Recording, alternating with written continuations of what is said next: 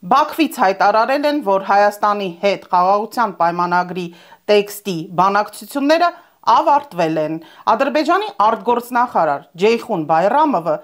հստակեցրել է, որ 17 կետից 2 կետի հետ կողմերը համաձայն չեն եղել, սակայն հիմա համաձայնվել են, որ Հայաստանը ոչ մի տարածքային պահանջ չունենա Ադրբեջանից եւ հայ-ադրբեջանական սահմանը չեն վերահսկի երրորդ երկրների զորքերը։ Նիկոլ Փաշինյանը լրագրողների հետ 3 հանդիպման ժամանակ հաստատել է, որ այո, բանակցությունները ավարտվել են եւ նույնիսկ այո, մեղրիով ճանապարհ տրվելու է։ Ճանապարհ տալու եք, թե այո, տալու ենք, այո։ Շատ լավ։ Ողջույն սիրելի բարեկամներ, երեք մենք խոսեցինք Նիկոլ Փաշինյանի հարցազրույցի մասին, թուրքական լրատվամիջոցներին եւ անմիջապես դրանից հետո մենք իմացանք Ադրբեջանից մի նոր լուրի մասին, որ խաղաղության պայմանագիր կոչված փաստաթուղթը փաստացի արդեն պատրաստ է եւ հայկական եւ ադրբեջանական կողմերը համաձայնվել են այն ստորագրել։ Երեք եւս Նիկոլ Փաշինյանը հանդիպել է լրագրողներին ազգային ժողովի ճեպազրույցներից հետո եւ պատասխանել է այդ թվում Ադրբեջանի հայտարարած բանակցությունների ավարտի մասին լուրի հետ կապված։ Իհարկե, նա խուսափողական նաև պատասխաններ է տվել, քանի որ նույնիսկ պարզվում է, որ լրագրողներն են մեղավոր, որ հանրությանը լավ չեն ներկայացնում կամ հանրությունը չի հասկանում իր խաղաղության, օրինակ Խաչմերուկի ծրագրի մասին կամ հայ-թուրքական հարաբերությունների, այդ թվում ցեղասպանության հետ կապված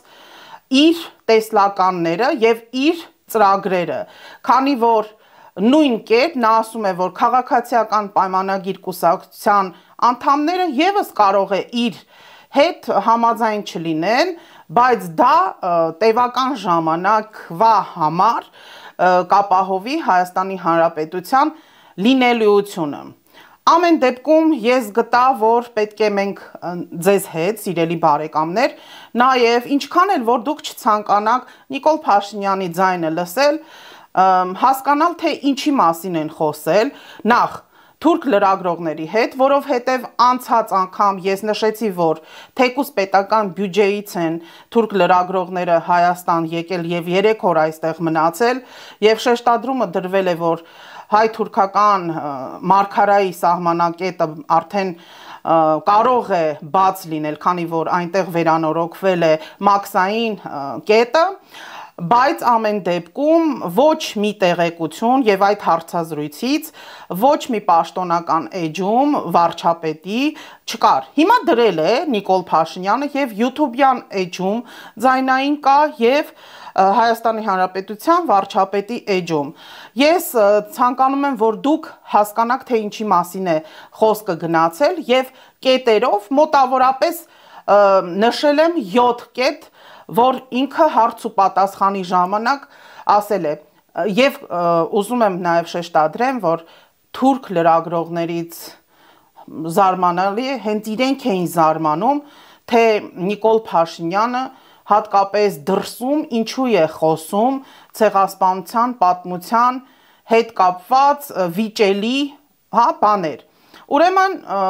առաջին կետը, որ խոսվել է հայտնի թուրքական լրատվամիջոցների ներկայացուցիչների հետ եւ սկսվել է հարցազրույցը հարգանքով թուրքական ասացվածքի հետ կապված, նման ձևաչափով հանդիպում նախկինում երբեք տեղի չի ունեցել եւ կարծում եմ լավ է, որ այսօր զրուցելու եւ մտքեր փոխանակելու առիթ ենք ունենալու եւ հաջող աշխատանք եմ մաղթում բոլորիս եւ պատրաստ եմ պատասխանել ձեր բոլոր հարցերին։ Խնդրեմ։ Sayın Başbakan, Türkçe'de bizde bir söz vardır, su küçüğün, söz büyüğün diye. Umuyorum ki bu grubun en yaşlı... Հարգարժան պարոն վարչապետ, թուրքերենում մենք մի խոսք ունենք, ջուրը փոքրին, խոսքը մեծին։ Հուսով եմ, որ այս խմբի մեջ ամենատարիքովը ես չեմ, բայց ընկերներս խնդրեցին, որ ես ձեզ շնորհակալություն հայտնեմ։ Այդ իսկ պատճառով, ինչպես դուք նշեցիք, այո, աննախադեպ այս առիթի համար շատ շնորհակալ ենք եւ այդ շնորհակալությամբ ենք ուզում սկսել մեր խոսքը, ոչ միայն ձեզ, այլև ձեր աշխատակազմին, amեն ինչի համար շնորհակալ ենք։ Եվ ավարտվել է։ Her birimizin bir soru hakkı vardı. Ama isterseniz hani son bir vermek istediğiniz bir... Ամեն մեկն իհարկե մեկ հարցի հնարավորություն ուներ, բայց եթե դուք կցանկանաք թուրք հասարակությանն ինչ-որ մի բան փոխանցել, ինչ-որ մեսիջ փոխանցել, ինչպես կուզեք, որ այն ներկայացվի։ İstersiniz. Այո, կուզեմ, որովհետև ես գիտեք ինչ ինձ զարմացրեց, ինչով դուք սկսեցիք ձեր խոսքը։ Դուք ասացիք, որ ձեր մոտ կա արտահայտություն, ջուրը փոքրին, խոսքը մեծին։ Խնդիրն այն է, որ մեզ մոտ էլ կա այդ արտահայտությունը։ Պիտի ասեմ հետևյալը, որ Թուրքիայի ներկայացուցիչների հետ սա իմ շփումների ամենազարմանալի հատվածն է ինձ համար, որովհետև ամենատարբեր ներկայացուցիչների ընթացքում երևի նաև այդ տարածաշրջանային տենց սովորություն կա, մենք բանակցությունների, դիվանագիտական քննարկումների ընթացքում անդադ մեր ժողովրդական առածներին հղում ենք անում։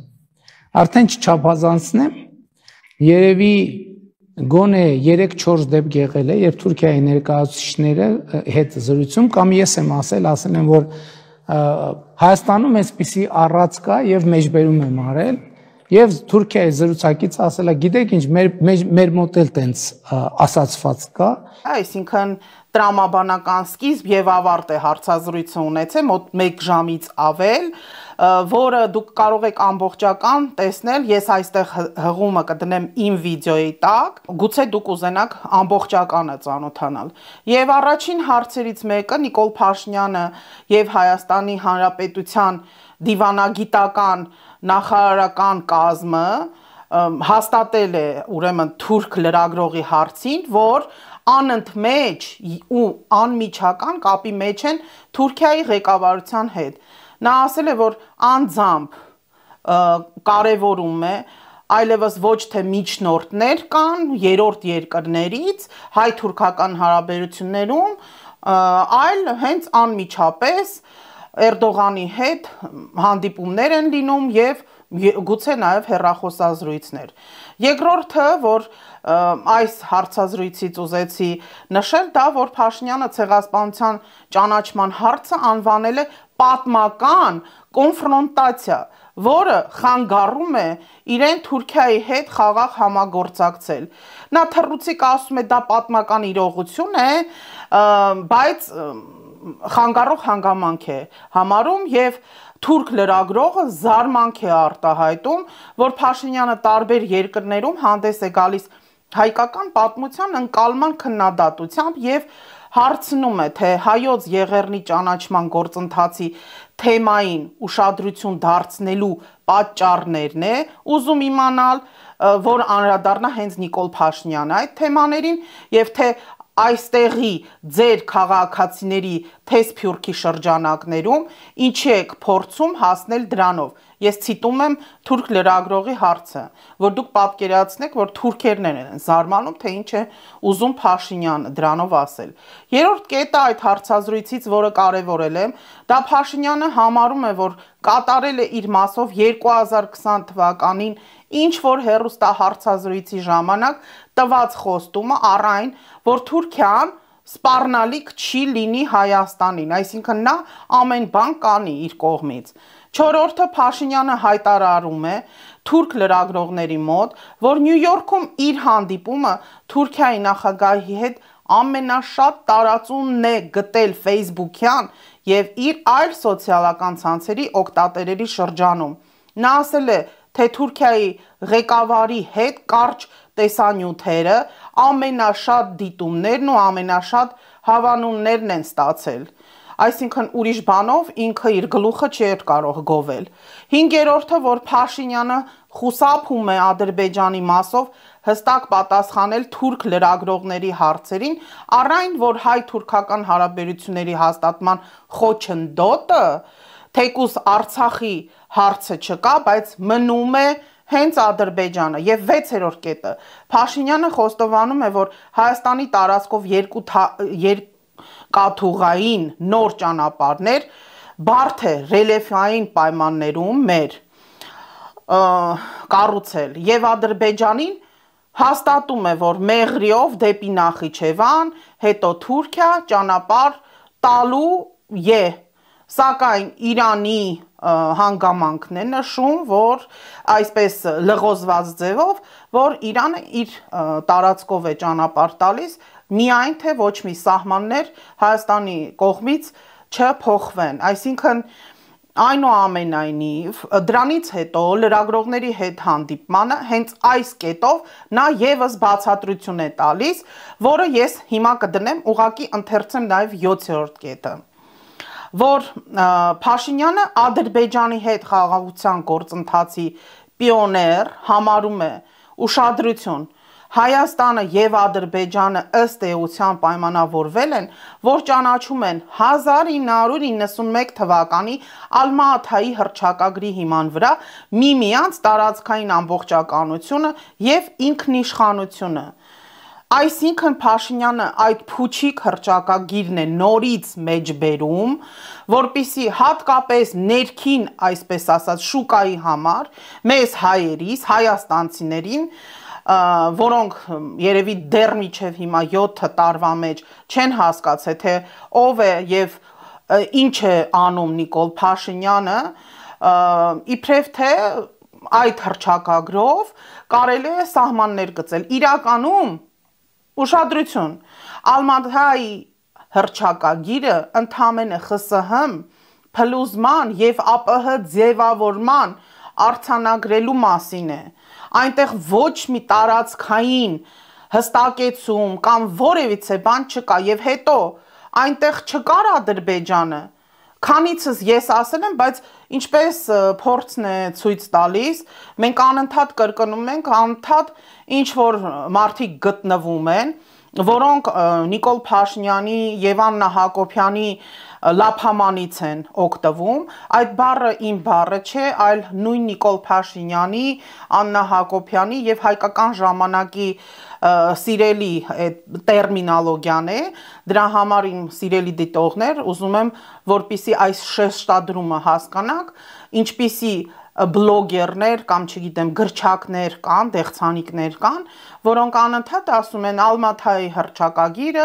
եւ Լևոն Տեր-Պետրոսյանի կամ երկրորդ նախագահ Ռոբերտ Քոչարյանի վրա կամ ջեբն են գցում այս Արցախի հանձնումը նաեւ, որովհետեւ ելի եմ կրկնում Ալմա-Աթայի հռչակագիրը ընդամենը սովետական միության փլուզման արձանագրությունն է եւ ԱՊՀ-ի կազմնան, SNG-ի Ուրեմն մյուս կետը, որ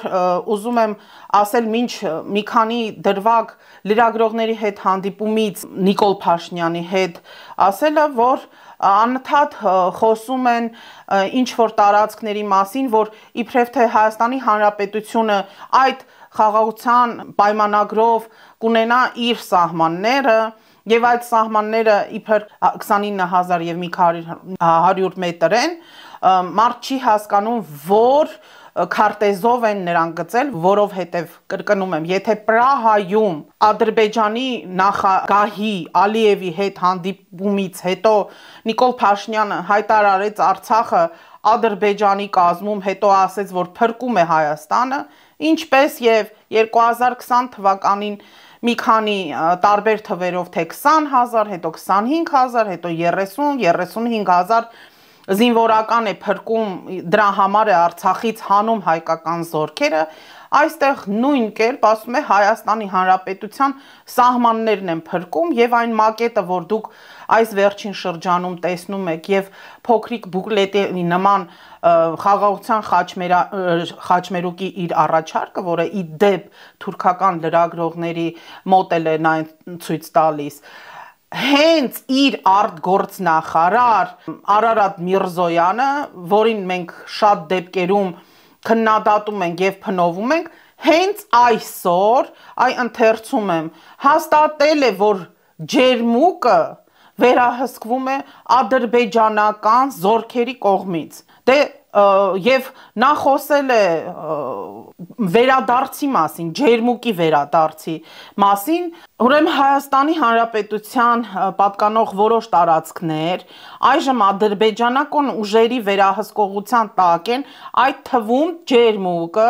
բայց կան Ադրբեջանին պատկանող որոշ տարածքներ, որոնք դեռ Հայաստանի ուժերի վերահսկողության տակ են։ Այս մասին այսօր մարտի 14-ին ազգային ժողովում կառավարության ծրագրի 2024-ի կատարողականի քննարկման ժամանակ հայտարարեց արտգործնախարար Արարատ Միրզոյանը։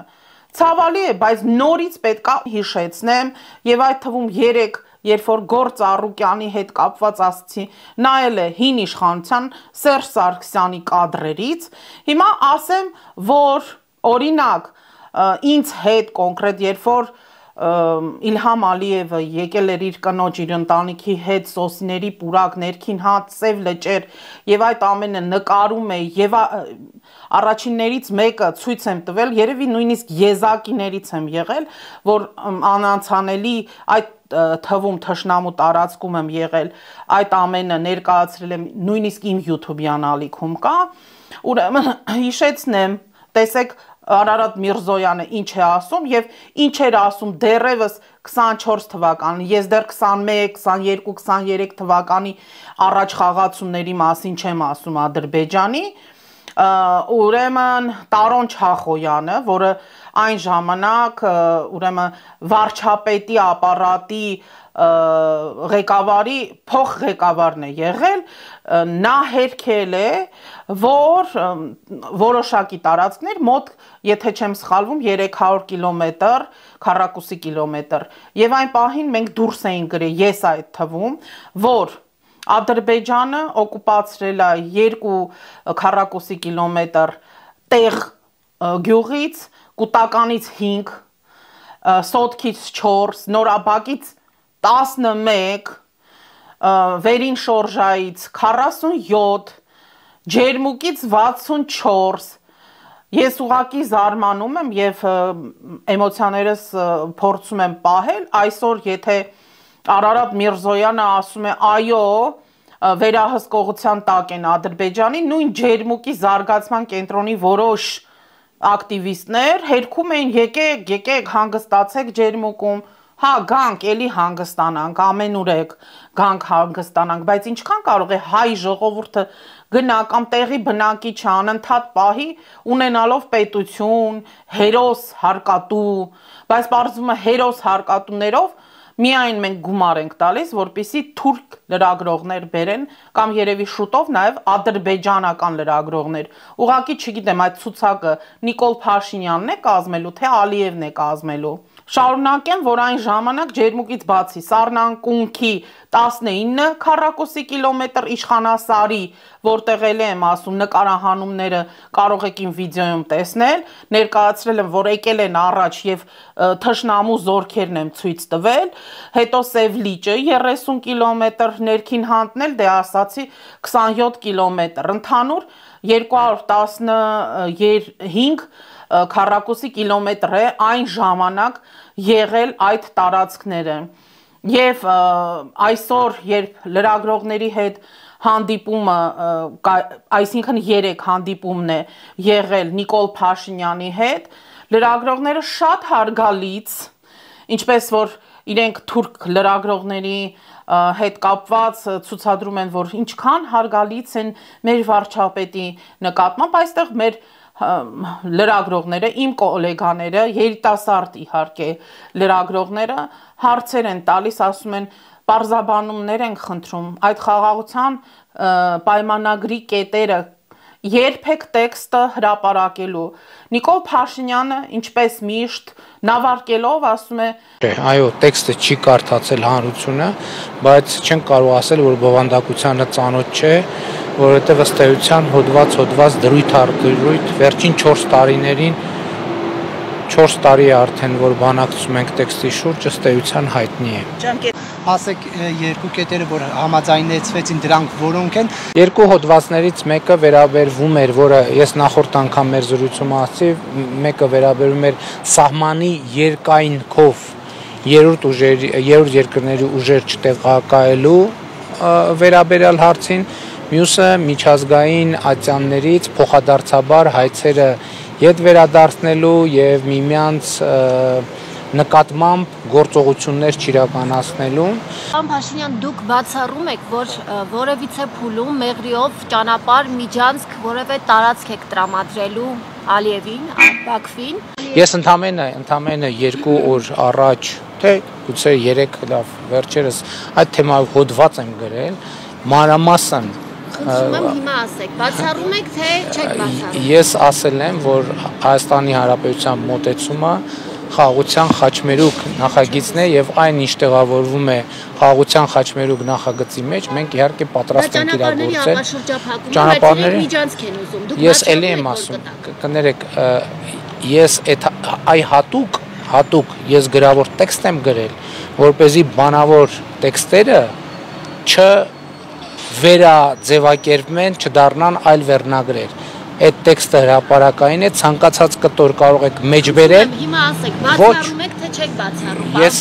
ուղիղ հարց եմ տալիս, որպես լրագրող, դուք որպես լրագրող ուղիղ պատասխան եք։ Բացառում եք, թե չեք բացառում։ Ինչն եմ բացառում։ Որ Ադրբեջանին մեղրիով երբևիցե ճանապարհ, միջանցք, ցանկացած այլ բան Ես կներեք, ես ոչ միայն ներողություն, տեսեք ձեր հարցը։ Ես ոչ միայն չեմ բացառում, այլև հաստատում եմ, որ Հայաստանի Հանրապետությունը պատրաստ է